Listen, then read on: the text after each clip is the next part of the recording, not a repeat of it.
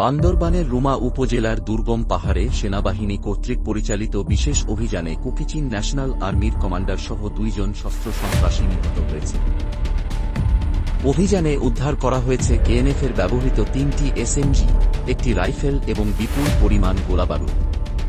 পাহাড়ি অঞ্চলে দীর্ঘদিন ধরে আতঙ্ক সৃষ্টি করে আসা এই সশস্ত্র গোষ্ঠীকে প্রতিহত করতে এটি ছিল সেনাবাহিনীর একটি সফল অভিযান।